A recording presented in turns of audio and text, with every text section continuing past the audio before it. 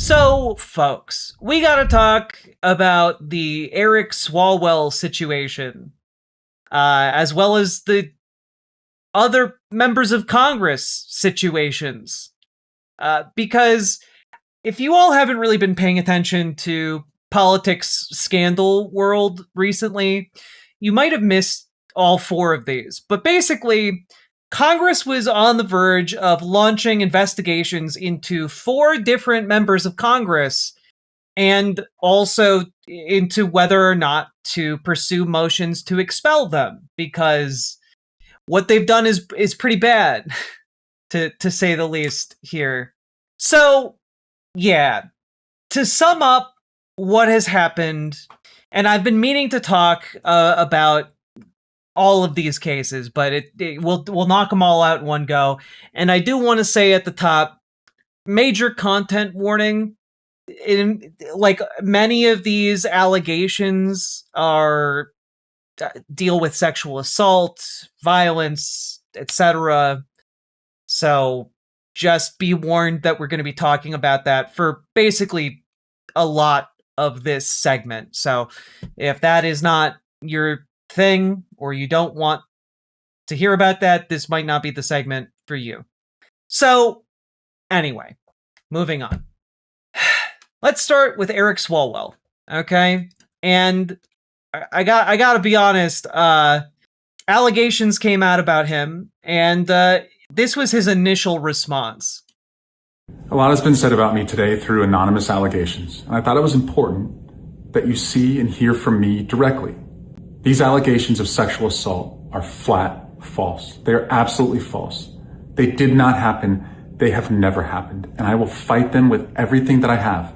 They also come on the eve of an election where I have been the frontrunner candidate for governor in California. I do not suggest to you in any way that I'm perfect or that I'm a saint. I have certainly made mistakes in judgment in my past, but those mistakes are between me and my wife. And to her, I apologize deeply for putting her in this position. I also apologize to you if in any way you have doubted your support for me. But I think you know who I am. For over 20 years, I have served the public. As a city councilman, as a member of Congress, and as a prosecutor who went to court on behalf of victims, particularly on behalf of sexual assault victims. That's who I am and have always been. This weekend, I'm going to spend time with my family and friends. And I appreciate those who have reached out to me to show support. And I look forward to updating you very soon. So, instant takeaway from that is, in my mind, that this does not make him look good. In fact, if you read between the lines here, he's admitting to inappropriate sexual relationships between himself and members of his staff, which is quite it's a lot to say the least. Let's take a look at this specifically. Yeah, Swalwell faces accusations of sexual assault from a former staffer, first reported by the San Francisco Chronicle on Friday. Several other women also alleged sexual misconduct in interviews with the Washington Post, CNN, and other news outlets.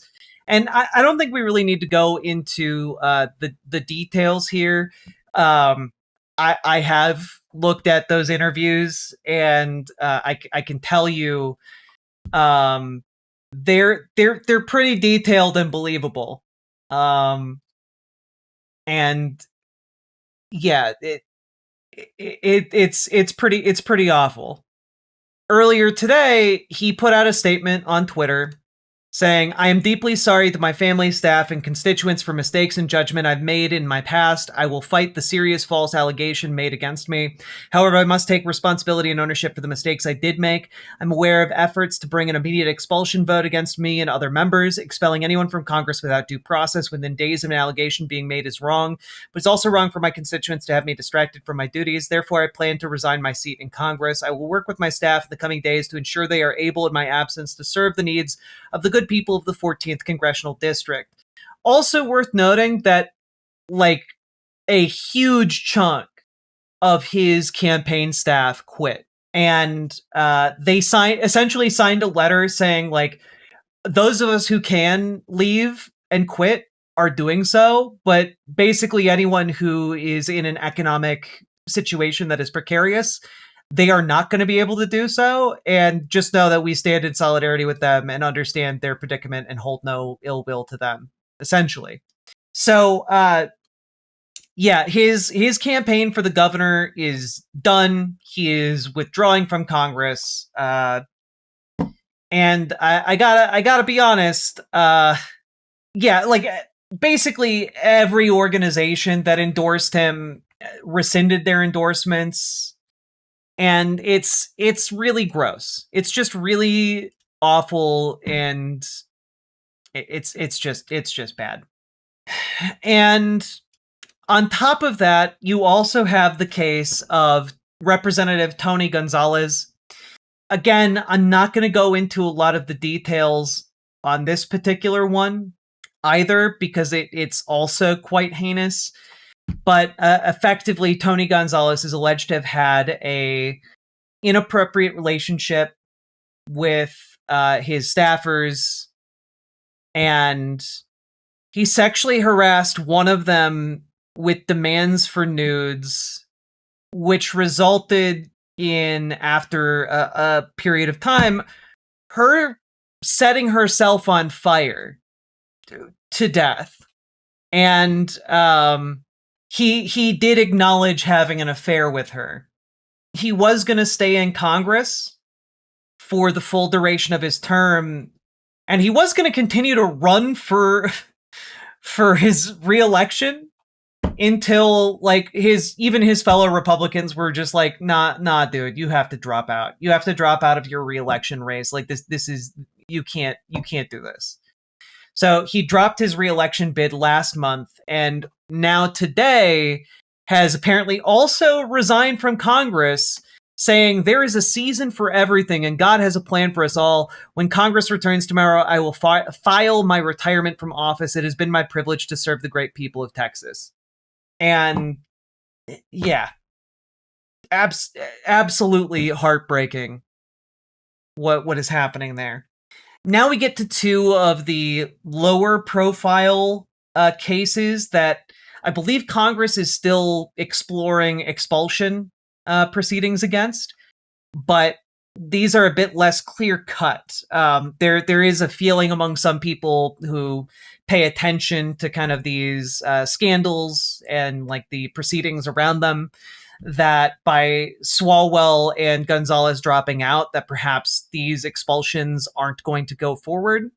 Because again, expulsion in Congress is very rare. It is incredibly rare to expel members of Congress after they've been elected. Let's just talk about a couple of these here. This is from the Florida Phoenix. Cherfilus-McCormick, guilty of stealing, laundering FEMA funds, House ethics probe finds. So yeah, this Florida Democrat is facing potential expulsion because she stole millions of dollars in disaster aid payments through her campaign account somehow. Like, I don't even know how that happens. How do you launder it? How do you send millions of dollars to your campaign account? It's crazy. The bipartisan House Ethics Subcommittee declared Cherfilus-McCormick guilty on 25 out of 27 ethics charges, hours after she withstood a lengthy hearing into her alleged double dealings. It was the committee's first public tribunal in nearly 16 years. Findings didn't bode well for the three-time term representative. She faces federal criminal charges in Florida after the Justice Department in November indicted her for allegedly laundering up to $5 million in FEMA funds. Her family's healthcare company had worked with FEMA through a COVID-19 vaccination contract, but received a $5 million overpayment. Instead of returning the dollars, prosecutors alleged that Cherfilus-McCormick funneled the money through a series of accounts before it settled it in her 2022 campaign account. This story goes far more in depth, but that's kind of the tip of the iceberg here, right? Just blatant corruption. And that isn't even taking into account our fourth story, which is this one related to U.S. Representative Corey Mills, who is a Republican representative from Florida, also from Florida, And here's the Ethics Committee finding. In accordance with House Rule 11, Clause 3, and Committee Rule 10A2, the committee voted to establish an investigative subcommittee. Pursuant to the committee's action at this time, the investigative subcommittee shall have jurisdiction to determine whether Corey Mills violated the Code of Official Conduct for any law, rule, regulation, or other applicable standard of conduct in the performance of his duties or the discharge of his responsibilities with respect to allegations that he may have, 1, failed to properly disclose required information on statements required to be filed with the House, 2, violated campaign finance laws and regulations in connection with his 2022 and 2024 election campaigns, 3, improperly solicited and or received gifts, including in connection with privately sponsored officially connected travel, 4, received special favors by virtue of his position, 5, engaged in misconduct with respect to allegations of sexual misconduct and or dating violence, and or 6, misused congressional resources or status. So what exactly is going on with Corey Mills? So yeah, 2 allegations of sexual misconduct have been made against Mills. The first one was in February 2025. Mills was investigated by Washington, D.C. police for misdemeanor assault.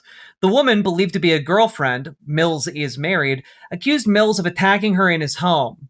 Then in October, a North Florida judge issued a restraining order against Mills for protection against dating violence on behalf of another romantic partner who accused Mills of threatening to send nude photos out, which would be revenge porn, as well as threatening to hurt her future romantic partners. The woman said she was trying to end the relationship after learning about the February investigation and the other girlfriend. And then as for financial misconduct, they don't have any... Yeah. Okay. Substantial reason to believe that Mills may have omitted or misrepresented information on his financial disclosures or entered into or held contracts with federal agencies while serving as a congressman, and that he and his political campaign committee may have taken an excessive contributions that did not come from his personal funds. Basically, we've got a bunch of Congress people who have been using their power for evil. And, we'll have to see if the if the expulsion proceedings against Mills and McCormick proceed. They might not. Especially with Corey Mills, it's been known for a while now that, there are allegations of, domestic abuse and, the revenge porn thing I know has been known publicly for quite some time now. And that hasn't been sufficient, despite the fact that it is a known thing out in the news. So it remains to be seen, I guess, if Congress will actually fulfill its obligations and expel these folks. But so Mills was sent money, aka bribes? Yeah, I mean, essentially, yes. That is the allegation. How did we get a wave of corrupt Congress people this year? Well, I mean, the Swalwell stuff is pre-existing this year. And the Tony Gonzalez stuff also pre-exists this year. It's the open embezzlement and bribery that is relatively new, and I imagine the Trump administration is, emboldens some people to take those financial risks, we'll say. We need to clean house. It's exactly why I've been talking about why accountability is so important. In America, for quite some time, there's been an understanding that if you have power in the form of political influence or money, you can just get away with practically murder and nothing will happen to you. And in a lot of cases, that's true. It's awful. And that needs to change for Americans to start believing in the effectiveness of government again. Government in America cannot be believed in until essentially we start holding people to account, both in it and also the powerful people who seek to influence it. We need to hold them accountable too. Being a politician, being a billionaire, or hell, being a millionaire should not be a get out of jail free card. Should not be a license to do whatever the fuck you want to the poor's card. Companies that drop all of their sewage and toxic waste into your town's water supply shouldn't be able to walk away scot-free with a slap on the wrist. The people in charge of those companies, it shouldn't just be like, oh, you pay the government a fine and you're okay. No, the people in charge of those companies should go to fucking jail. And that needs to become the expected norm. And I think until it does, you're going to find a lot of people doubting the effectiveness of government. Because when you can effectively get away with doing any and all crimes by virtue of being rich, why would anyone believe in the efficacy of government? What you've established is a system that rewards the efficacy of business. From what I've heard, there's still lead in some U.S. drinking water. There's absolutely still lead in U.S. drinking water. At no point has lead been removed from U.S. drinking water to a meaningful enough degree. Please get your water tested if you are unsure about lead levels in your water. Please get a filter for your water if you live in an old house. God. Anyway, that's kind of the situation with Congress right now. You've got several members of the House and just getting caught red-handed doing this shit. Small town Iowa here, half our town pipes are still lead, yes. Yeah. My lease states that there's probably lead in my water. Please, if you can, please get water filters, guys. Anyway, if you want to see justice done, you got to get organized, okay? Power does not bend to a simple request. It requires demands backed by power. And the only power we got as working people is by working together, by organizing together. So join your local Dems, join your local DSA, make your local Democrats more progressive, make your local DSA more effective. By working together, we can solve these problems. We can make this a functional country again for working people. And I gotta tell you, if you need help getting started, because I know it can be hard getting started, reach out to Dragonfly for help with your local Dems. Reach out to GamerG for help with your local DSA. And you can do that either on our Discord, which you can get to with !Discord in any of our chats, or you can do it over on riverboat.gg, which is this website right here. Just type riverboat.gg and you head on over to this on-screen chat where you can hang out with cool people and get access to all kinds of fun emotes. Do that. And also, if you got anything out of this, hit that like button, hit the subscribe button if you haven't, and also leave a comment. Comments longer than 8 words really help in the algorithm, so please consider doing so. And last but not least, check out ImogeneOlivia.com, gender euphoric lingerie designed from the ground up for trans femmes, also tested with cis men, cis women, non-binary folks.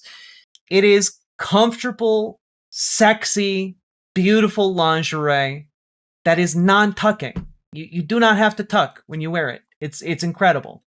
And it fits. So go check it out, ImogeneOlivia.com. Link down in the doobly-doo. Let's keep on going. Riverboat Jack is going to town. All the viewers gather around. Twitch and YouTube is where she streams. All that content is bursting the seams. Politics, gaming, and plenty more. Her sense of fashion you'll adore. So grab your stuff and hop aboard. We're going straight to Jack's Discord. Riverboat Jack.